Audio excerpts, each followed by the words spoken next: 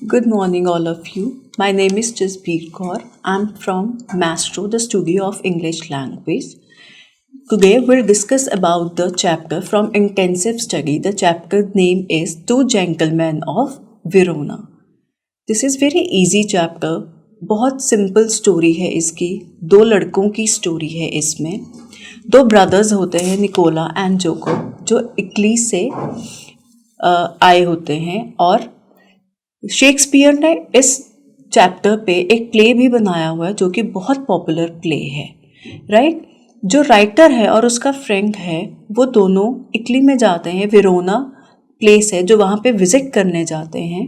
और नरेटर और फ्रेंड जब जा रहे होते हैं तो दे स्टॉप अ कार और वो देखते हैं कि दो लड़के स्ट्रॉबेरीज बेच रहे होते हैं. तो वो उनसे एक स्ट्रॉबेरी बास्केट लेता है, लेकिन ड्राइवर उनको अवॉइड करने को बोलता है क्योंकि ड्राइवर को लगता है कि जो वेरोना है that is a beautiful place और जो उसके मेन टाउन में बेस्ट ऑफ द स्ट्रॉबेरीज मिलती हैं.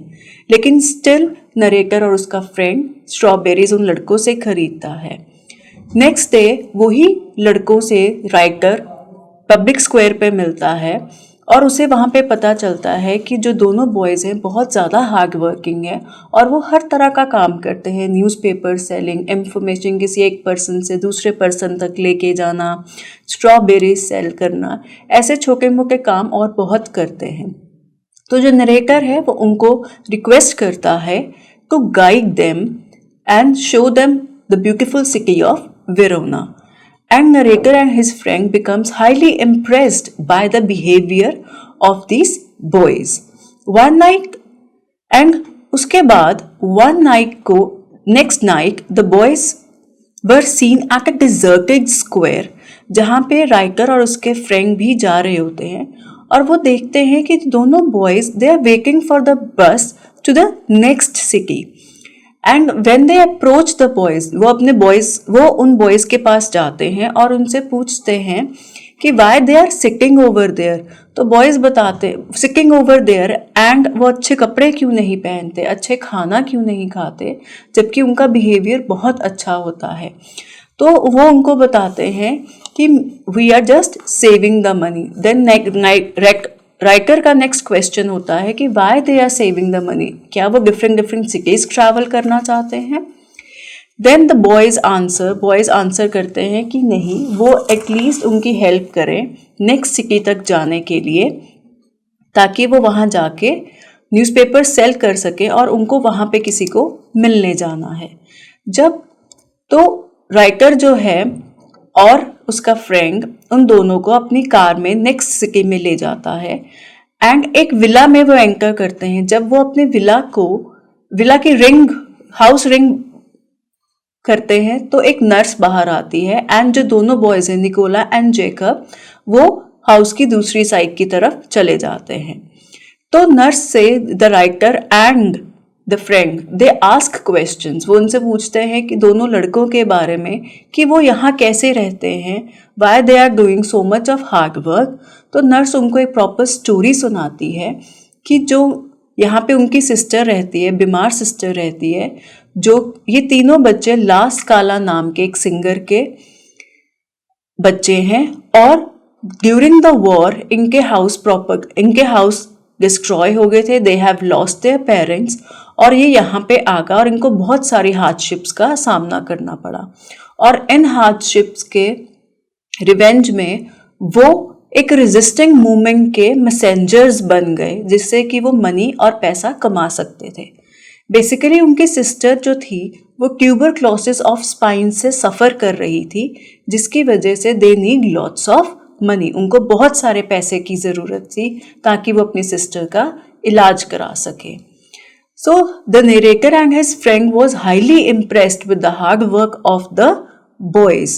तो वो वापस उन बॉयज़ को वही वेरोना की सिटी में वापस ले जाता है और वो खुद बहुत ज़्यादा सरप्राइज रहता है कि आज भी selfless devotion towards our loved ones still exist. वो बहुत ज़्यादा इस चीज़ को फील करता है कि आज भी सेल्फलेस डिवोशन अवेलेबल है और he feels that selfless devotion to their sister brings nobility to human life. इस तरह की सेल्फ डिवोशन जो है वो हमारी ह्यूमन लाइफ्स में एक नयापन ला सकती है। And we all should have selfless devotion towards humanity, right. I hope आप सबको ये समरी समझ आ गई होगी। Let's discuss now. As we know हमें 1 मार्क के क्वेश्चंस आते हैं, 2 मार्क्स के क्वेश्चंस आते हैं एंड 3 मार्क्स के लॉन्ग क्वेश्चंस आते हैं। मैं आपके साथ कुछ डिफरेंट क्वेश्चंस डिस्कस करूंगी। Multiple choice question, blanks. 1 mark में जैसे क्वेश्चन आ गया कि name the writer of the story, कौन था? A J Cronin. What was attractive about the Nicola? अब जो वो छोटे बच्चे थे उनमें से एक निकोला का सबसे अट्रैक्टिव फीचर क्या था? That was his smile. And जैसे it can be multiple choice question में आ सकता है कि जो उनकी सिस्टर थी लूसिया, उसको क्या प्रॉब्लम थी? फर्स्ट ऑप्शन है cholera, second is cancer, third is epilepsy and fourth is tuberculosis. तो उसको क्या था? ट्यूबरक्लोसिस थी, राइट। सो इस तरह के 1 मार्क के क्वेश्चंस आ सकते हैं। अगर हम लॉन्ग क्वेश्चंस की बात करें तो they can ask draw a character sketch of 2 boys in the story.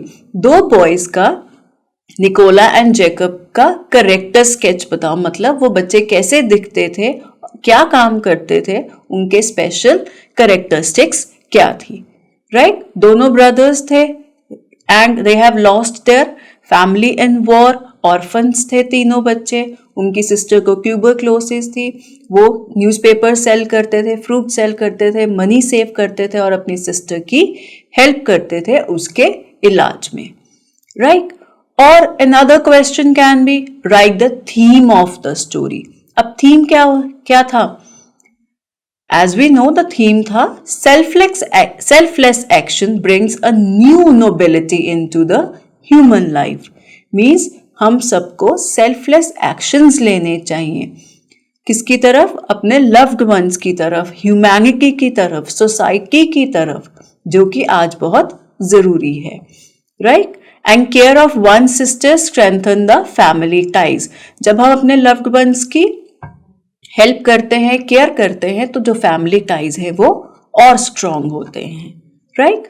सो अगर हम 2 मार्क्स क्वेश्चंस की बात करें तो वो क्वेश्चंस आ सकते हैं जैसे कि what the message conveyed by the story. तो जो हमने लॉन्ग क्वेश्चन में किया उसी को ही हमने शॉर्ट वर्ड्स में कर देना है, 20 to 30 वर्ड्स में, राइट। फिर क्वेश्चन आ सकता है कि explain the brief conditions in which 2 boys grew up, कि वो किन कंडीशंस में उनकी परवरिश हुई, किन कंडीशंस में वो बड़े हुए। तो हमने पहले डिस्कस किया है कि वो ऑर्फन हो गए, उन्होंने अपनी सिस्टर की हेल्प की, मिजरेबल कंडीशंस में थे और वो क्या क्या काम करते थे। I hope you have understand all the questions. It was a great help from my side. I hope this will help you a lot. Thank you.